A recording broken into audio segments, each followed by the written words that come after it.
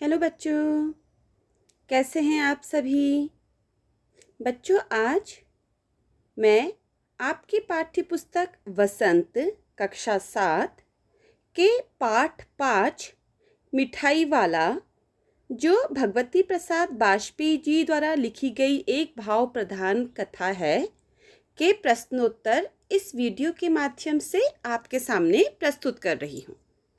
तो बच्चों, आपने यह कहानी अच्छी तरह से पढ़ी, तो चलिए अब इसके प्रश्न उत्तर करना प्रारंभ करते हैं। तो बच्चों, सबसे पहला प्रश्न है, मिठाई वाला अलग अलग चीजें बेचता था और वह महीनों बाद क्यों आता था? क्या कारण था कि मिठाई वाला अलग अलग चीजें बेचता था? जितने बार भी वह फेरी वाला सामान लेके आता, वो अलग अलग चीजों के साथ आता था। और वह महीनों के बाद ही क्यों आता था? वो लगातार रोज क्यों नहीं आता था? वो बीच में गैपिंग करके कुछ महीनों के अंतराल में क्यों आता था? ये 2 प्रश्न हमसे पूछे गए हैं, तो हमें इसका उत्तर देना है। बच्चों, आप मेरे उत्तर को समझ लीजिएगा, फिर आप उसको अपने शब्दों में भी लिख सकते हैं। तो मैं उत्तर आपको बता रही हूँ।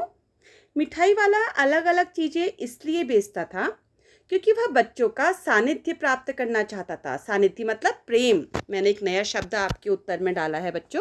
वह बच्चों का प्रेम प्राप्त करना चाहता था।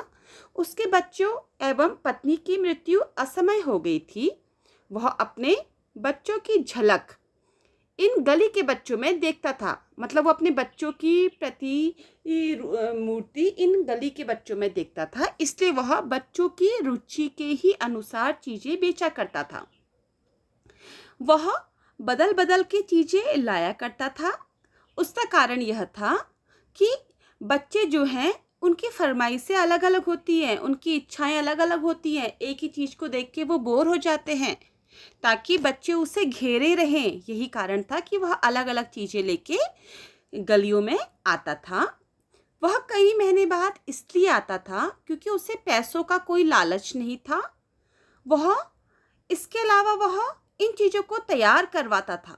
वह सीधे दुकान में जाके खरीदता नहीं था, बल्कि वह उन चीजों को खास बच्चों के लिए ही तैयार करता था, जो बच्चों की पसंद की चीजें होती थी, ताकि बच्चों की उत्सुकता उन चीजों में बनी रहे। और यही कारण था कि वह महीनों के बाद आता था। दूसरा प्रश्न है बच्चों, मिठाई वाला में वे कौन से गुण थे जिसकी वजह से बच्चे बड़े उसकी ओर खींचे चले आए? क्या कारण था कि बच्चे और बड़े दोनों ही फेरी वाले को, मिठाई वाले को पसंद किया करते थे? तो इसका उत्तर है कि उसकी जो आवाज़ थी वो बहुत ही मधुर थी। वो गा गा कर अपनी चीज़ों की विशेषता बताकर बच्चों की मनपसंद चीज़ें लाता और कम दामों में बेचता था। बच्चों से जो उसका रिश्ता था वो अपनत्व का रिश्ता था। बच्चे और उनके बीच में एक प्रेम का, अपनत्व का रिश्ता बन गया था। और यही कारण था कि बच्चे के साथ साथ बड़े भी उसकी ओर खींचे चले जाते थे। प्रश्न संख्या 3 है बच्चों, विजय बाबू एक ग्राहक थे। ग्राहक मतलब बच्चों हम लोग, जो हम चीजें खरीदने दुकान में जाते हैं। जो दुकान में चीजें खरीदने जाता है उसे ग्राहक कहते हैं। और दुकानदार जो हमें, ग्राहकों को सामान बेचता है, उसे विक्रेता कहते हैं। बच्चों, ग्राहक को क्रेता भी कहा जाता है। ठीक है। दोनों अपने अपने पक्ष के समर्थन में क्या तर्क पेश करते हैं? आपने देखा था ना कि विजय बाबू और मुरली वाला आपस में बातें कर रहे थे और उनकी बातों में तर्क था। विजय बाबू को लग रहा था कि मुरली वाला उन्हें सस्ता नहीं दे रहा है, उसे उतनी ही कीमत की पड़ी होगी, इसीलिए वह उतनी 2 पैसे में ही मुरली बेच रहा है। इन 2 पैसों में भी उसे फ़ायदा हुआ होगा, क्योंकि ये ग्राहक हमेशा यही सोचता है कि जितने का भी वह सामान लेके आया है दुकानदार से, दुकानदार ने कुछ न कुछ फ़ायदा तो उस सामान में कमाया ही कमाया होगा।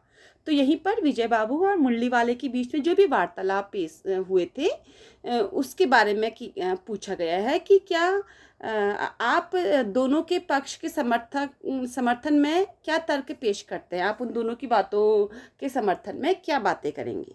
तो आपकी इच्छा है, आप करिएगा इसका उत्तर। मैं सिर्फ आपको एक हिंट दे रही हूँ। विजय बाबू एक ग्राहक है और मुरली वाला एक विक्रेता है, मतलब ये खरीदने वाले हैं और ये बेचने वाले हैं। दोनों ने मोल भाव के लिए अपने तर्क दिए।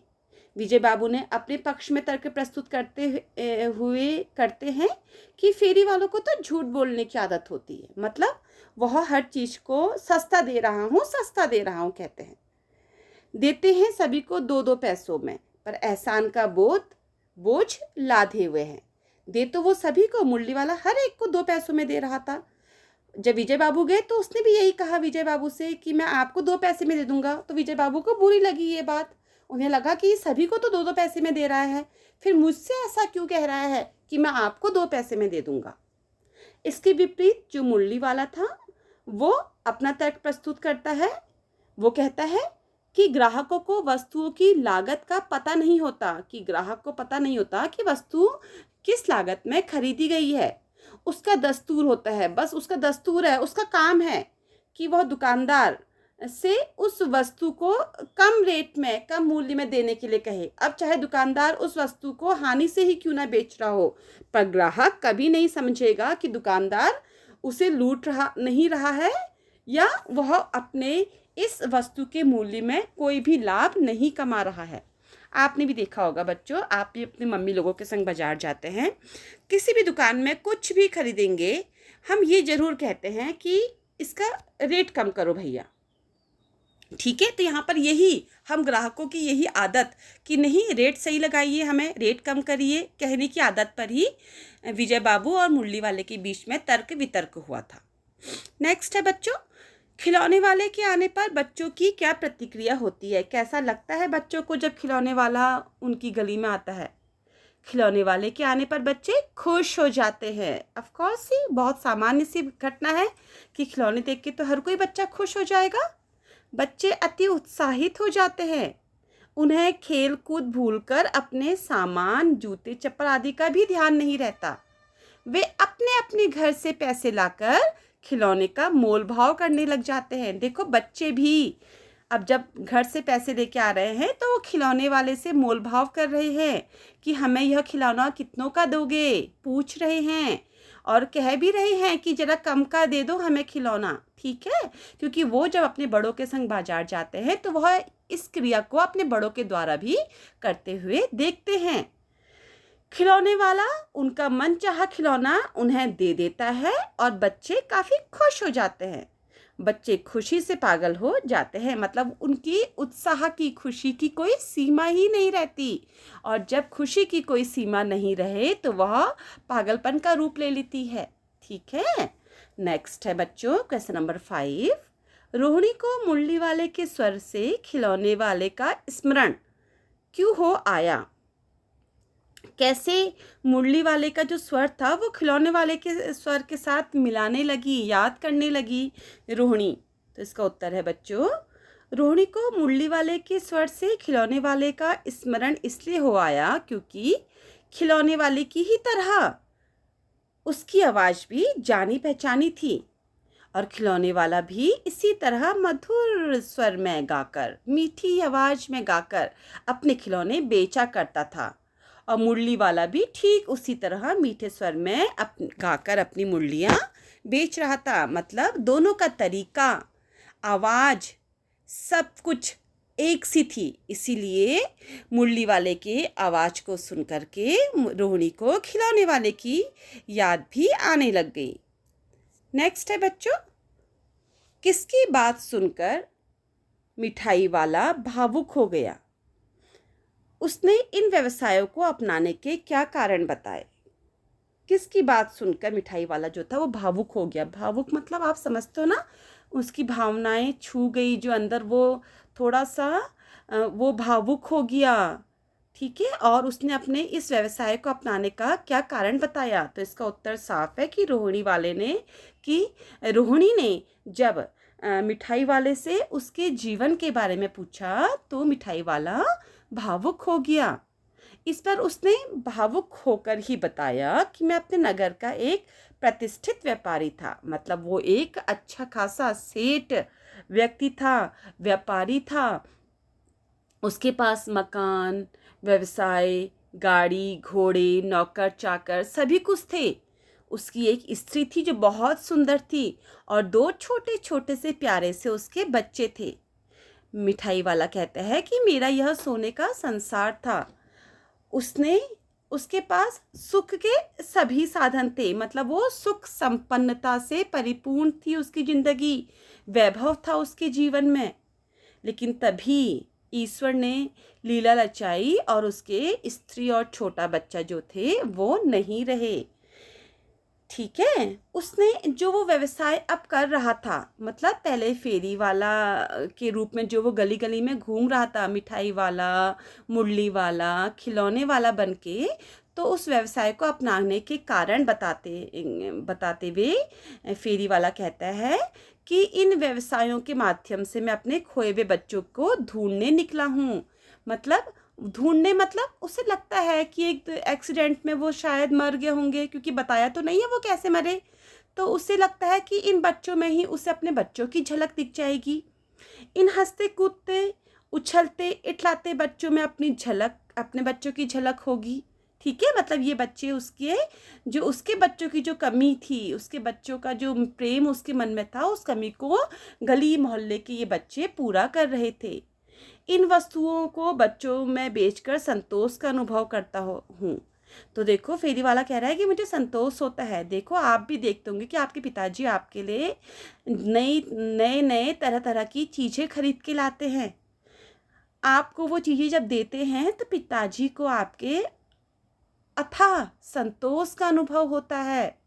तो वो फेरी वाला भी जब इन बच्चों को वो चीज़ें देता है ना, तो उसे अथाह संतोष मिलता है।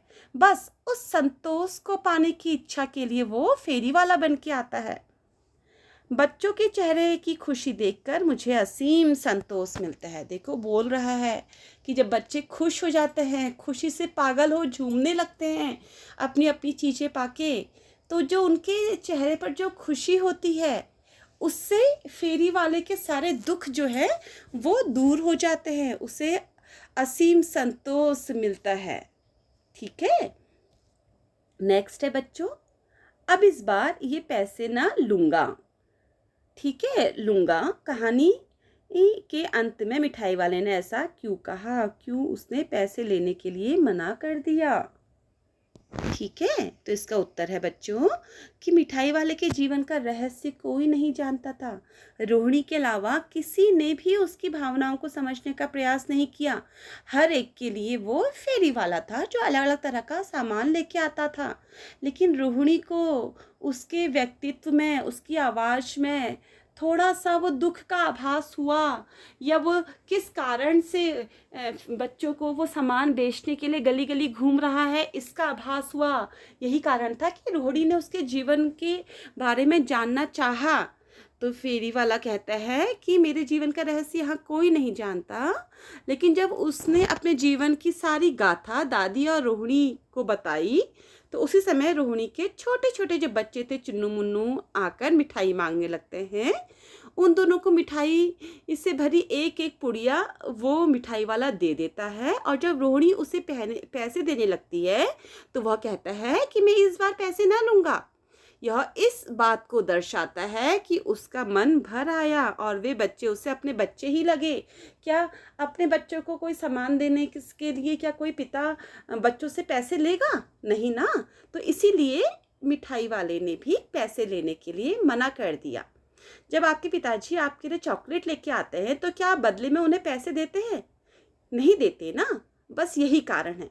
मिठाई वाले को लगा कि जो चुन्नू मुन्नू बच्चों को उसने मिठाई दी है वो किसी और के बच्चे नहीं है, बल्कि उसी के बच्चे हैं, और अपने बच्चों से पैसे क्या लेना। ठीक है बच्चों, नेक्स्ट है बच्चों, इस कहानी में रोहिणी चिक के पीछे से बात करती है। चिक मतलब पर्दा एक तरह का। ठीक है, क्या आज की औरतें चिक से बातें करती हैं? यदि करती हैं तो क्यों? बहुत सारे प्रश्न पूछ दिए हैं कि क्या आज की औरतें भी चिक के पीछे से बात करती हैं? पहला प्रश्न।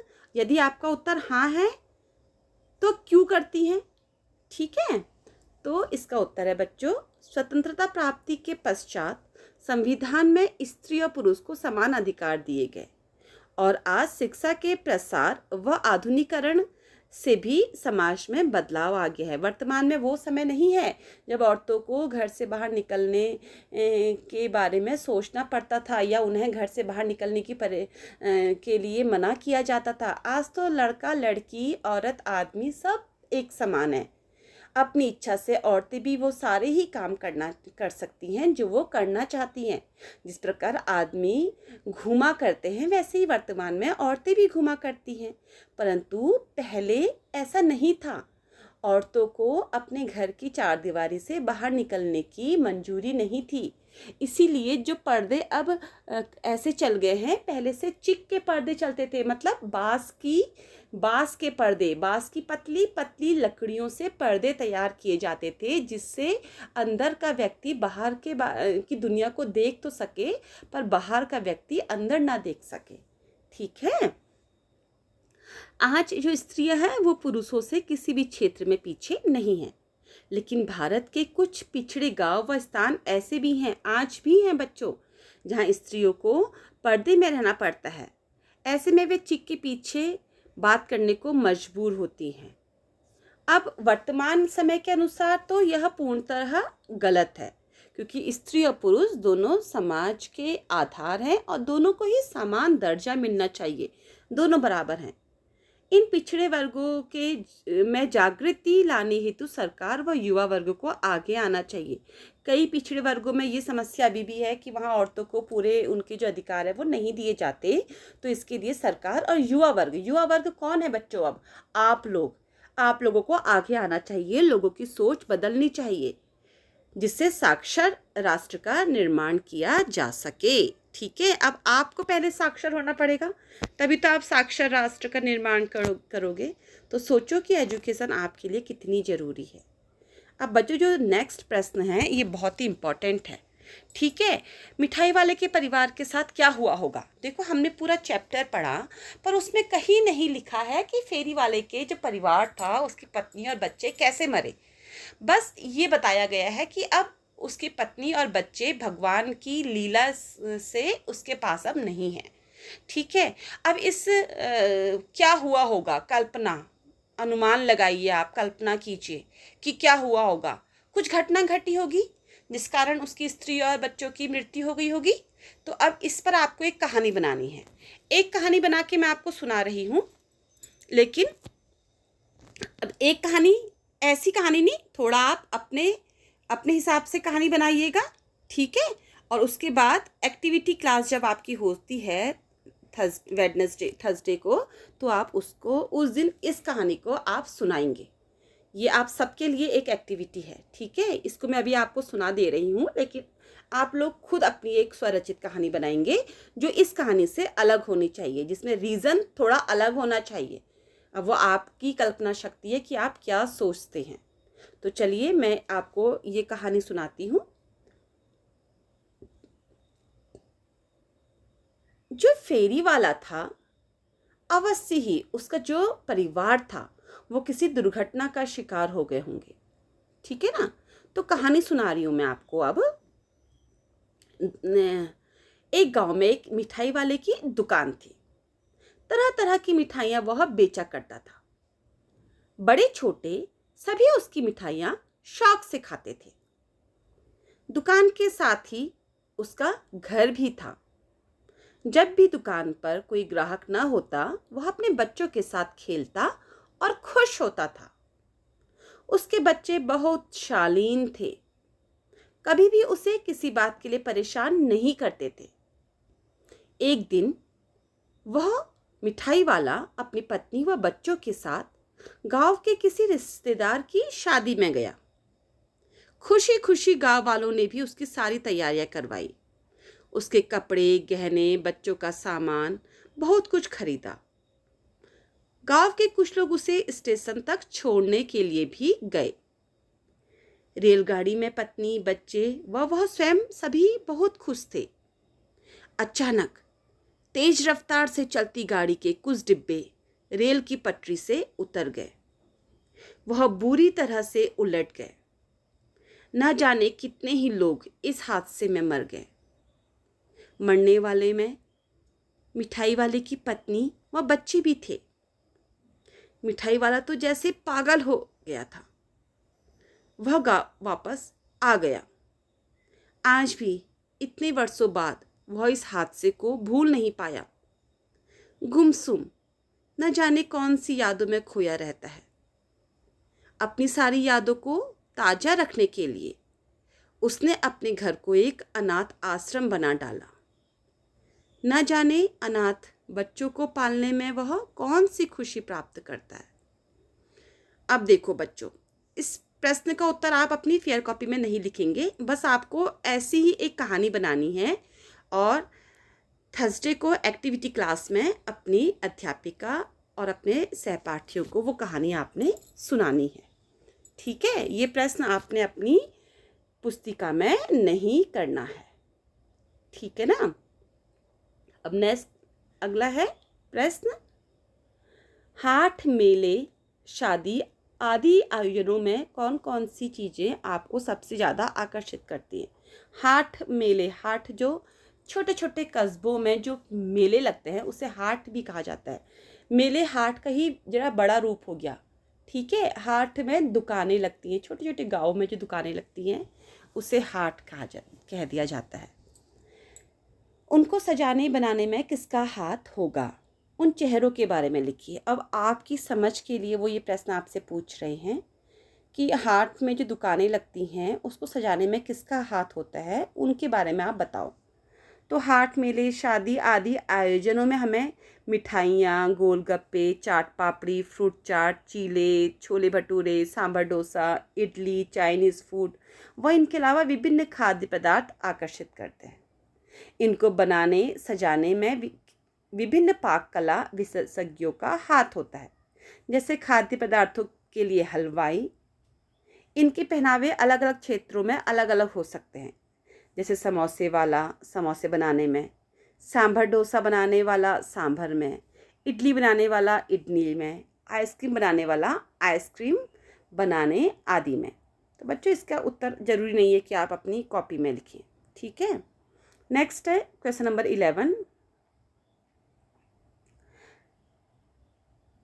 आपकी गलियों में कई फेरी वालों की आवाज़ आती होगी, है ना। फेरी वाले तो हर जगह जाते हैं, उनके लिए कोई निर्धारित तो है नहीं। दुकानदार की दुकान तो एक ही जगह है, वो अपनी दुकान में बैठ के ही सामान बेचेगा, पर फेरी वाले तो घूम घूम के सामान बेचते हैं, इसीलिए उन्हें फेरी वाला कहा जाता है। क्या आप उनके बारे में क्या क्या जानते हैं। आपसे पूछ रहे हैं कि वो आप फेरी वालों के बारे में क्या क्या जानते हैं। अगली बार जब आपकी गली में कोई फेरी वाला आए तो उससे बातचीत करने की कोशिश कीजिएगा। ठीक है बच्चों, इसका उत्तर मैंने आपको दिया है, लेकिन इसका उत्तर आपको खुद ही लिखना है, क्योंकि ये आपके आपके अनुभव के आधार पर इसका आप उत्तर लिखिएगा कि आप फेरी वाले के बारे में क्या क्या जानते हैं। जो भी फेरी वाला आपके गली मोहल्लों में आता है, आप उसके बारे में क्या जानते हैं। और जब वो आता है तो आप क्या उससे बातचीत करते हैं। अगर नहीं तो इस बार कोशिश करिए उससे बातचीत करने की, आप भी कुछ सामान खरीदिए। ठीक है, तो इसका उत्तर आप खुद लिखिएगा। नेक्स्ट है बच्चों, आपके माता पिता के ज़माने से लेकर अब तक फेरी की आवाज़ों में कैसे बदलाव आया है, बड़ों से पूछ कर लिखिए। ये भी एक बहुत इंपॉर्टेंट प्रश्न है। क्या उस समय में फेरी वाला किस तरह से बोल बोल के सामान बेचता था, और वर्तमान में भी क्या उनके सामान बेचने का तरीका वही है कि कुछ अंतर आ गया है। ठीक है, तो आप ये अपने बड़ों से डिस्कस कीजिएगा, उसके बाद आप इस प्रश्न का उत्तर अपनी कॉपी में लिखिएगा। मैं इसका उत्तर अपनी तरफ से बता रही हूँ कि हमारे माता पिता के ज़माने में प्रत्येक वस्तु फेरी वाला ही बेचने आया करता था, क्योंकि तब दुकानें इतनी ज़्यादा नहीं हुआ करती थी। वह मधुर स्वर में गा गा कर अपना सामान बेचता था। फेरी वाले प्रायः सभी वस्तुएं लेकर आते थे, सभी ज़रूरत की वस्तुएं। वर्तमान में जो है फेरी वालों की संख्या में काफ़ी कमी आ गई है, अब तो दिखते ही नहीं फेरी वाले। लोग प्रायः ब्रांडेड सामान खरीदना पसंद करते हैं, अतः वे अधिकतर दुकान से सामान लेते हैं। फेरी वाले पहले की तरह मधुर स्वर में गाते हुए नहीं चलते, अब उनके मीठे स्वर में कमी आ गई है, क्योंकि अब फेरी वाले बहुत कम हो गए हैं, तो जो जाते हुए दिखता है लोग खुद ही उससे बुला लेते हैं। ठीक है ना। नेक्स्ट है बच्चों, क्या आपको लगता है वक्त के साथ फेरी वाले के स्वर कम हुए हैं, कारण लिखिए। हाँ, लगता है कि फेरी वाले का स्वर कम हुआ है। ऊपर वाले उत्तर में भी हमने यही बात डिस्कस की है। लोगों की रुचि से सामान खरीदने में कमी होती जा रही है। ठीक है ना। अब है बच्चों भाषा की बात। आपने ये प्रश्न देखा, आपके अपनी पुस्तक में प्रश्न देखेंगे कि मिठाई वाला और बोलने वाली गुड़िया, ये जो वाला वाली शब्द है इस पर डिपेंड है ये प्रश्न कि वाला आने से पहले आने वाले संज्ञा, शब्द संज्ञा, सर्वनाम, विशेषण आदि से में से क्या है। मतलब ये वाला शब्द से पहले वाला जो शब्द है, जैसे मिठाई, ये वाली से पहले वाला शब्द है बोलने, ये संज्ञा है, सर्वनाम है कि विशेषण है, ये क्या है पूछा जा रहा है। ठीक है। तो मिठाई वाला जो है ये मिठाई वाला शब्द संज्ञा है और बोलने वाली गुड़िया में बोलने वाला शब्द क्रिया है। ठीक है। ये पहले वाले प्रश्न का उत्तर ये रहा। दूसरा है ऊपर लिखे वाक्यांशों में उनका क्या प्रयोग है। तो मिठाई वाले में मिठाई वाला शब्द विशेषण है जबकि बोलने वाली गुड़िया संज्ञा है। ठीक है। मिठाई वाला शब्द विशेषण है जबकि बोलने वाली गुड़िया में गुड़िया संज्ञा है। मिठाई वाला बच्चों देखो, वो हमसे दूसरा प्रश्न पूछ रहे हैं कि ऊपर लिखे वाक्यांशों में उनका क्या प्रयोग है। तो जो पहला शब्द है मिठाई वाला जो शब्द है वो विशेषण है। ठीक है। मिठाई वाला शब्द क्या है, विशेषण है। और बोलना मैंने अभी बताया था आपको क्रिया है। ठीक है ना। इसका उत्तर ये बोलना क्रिया है, पर बोलने वाली गुड़िया क्या है, संज्ञा है, शब्द है। ठीक है। तो यहाँ बोलने वाली गुड़िया में बोलना भी क्या आ जा रहा है, विशेषण की जो गुड़िया की विशेषता बता रहा है शब्द बोलना की जो गुड़िया है वो बोलने वाली है। ठीक है बच्चों। अब सेकंड है अच्छा मुझे ज़्यादा वक्त नहीं, जल्दी से 2 ठो निकाल दो। ठीक है। अब ये जो उपयुक्त वाक्य में जो ठो के प्रयोग की ओर ध्यान दीजिए। पूर्वी उत्तर प्रदेश और बिहार की भाषाओं में इस शब्द का प्रयोग संख्यावाची शब्द के साथ होता है। जैसे भोजपुरी में 1 ठो लइका, 4 ठे आलू, 3 ठे बटुली। ठीक है। तो बच्चों जो इसको आप करिए कि झारखंड की हिंदी, बंगला तथा असमी भाषा में भी ठो का प्रयोग होता है। ठीक है। सिर्फ इसी में नहीं, झारखंड सिर्फ बिहार में पूर्वी उत्तर प्रदेश में ही नहीं बल्कि झारखंड में भी, बंगला में भी और असमी भाषा में भी ठो का प्रयोग होता है, कह रहे हैं वो। ठीक है ना। ऐसे शब्दों का प्रयोग भारत की कई भाषाओं बोलियों में होता है। कक्षा में पता कीजिए कि किस किस भाषा बोली में ऐसा है, इस पर सामूहिक बातचीत करिए। तो जब आपकी एक्टिविटी क्लास होगी उस दिन हम इस बारे में बात भी करेंगे। ये आप ध्यान रखिएगा। मैंने ये प्रश्न आपके लिए इसीलिए रखा है कि एक्टिविटी क्लास में आप इसके बारे में भी एक्टिविटी प्रस्तुत कर सकते हैं। ठीक है। नेक्स्ट है बच्चों, वे भी जान पड़ता है, पार्क में खेलने निकल गए हैं। जान पड़ता है, देखो हाईलाइट है। क्यों भाई, किस तरह देते हो मुरली। देखा, देते हो जो है वो थोड़ा सा हाईलाइट किया है। दादी चुन्नू मुन्नू के लिए मिठाई लेनी है, जरा कमरे में चलकर ठहराओ। अब ये शब्द आजकल वर्तमान में सुनने को नहीं मिलते हैं। तो वर्तमान में जो आप भाषा प्रयोग करते हैं उसमें आप इस तरह के शब्दों को किस तरह से कहेंगे। ठीक है। तो इसका उत्तर है कि वर्तमान में हम यह बातें इस तरह से कह सकते हैं। किस तरह से, लगता है कि वे पार्क में खेलने निकल गए हैं। वे भी जान पड़ता है पार्क में खेलने निकल गए हैं। तो हम कहेंगे वर्तमान में कि लगता है वे भी पार्क में खेलने निकल गए हैं। भैया इन मुरली का मूल्य क्या है। तीसरा है चुन्नू मुन्नू, दादी चुन्नू मुन्नू के लिए मिठाई लेनी है, जरा जाकर उसे कमरे में बुलाओ। तो ये शब्दों को तुमने देखा कि हमने अलग ढंग से प्रस्तुत किया। अर्थ तो वही है, वाक्य का अर्थ तो वही आ रहा है, पर हमने शब्दों को अलग ढंग से अलग शब्दों को प्रयोग कर लिया है इन शब्दों के स्थान पर। तो बच्चों ये कंप्लीट हो गया है आपका चैप्टर के क्वेश्चन आंसर। अगर आपको ये वीडियो अच्छा लगे तो ज़रूर बताइएगा, कमेंट्स बॉक्स में अपने कमेंट्स लिखिएगा। और अगर वीडियो अच्छा लगे तो इस वीडियो को अपने दोस्तों के साथ शेयर ज़रूर कीजिएगा ताकि वो भी इससे लाभान्वित हो पाए। धन्यवाद बच्चों।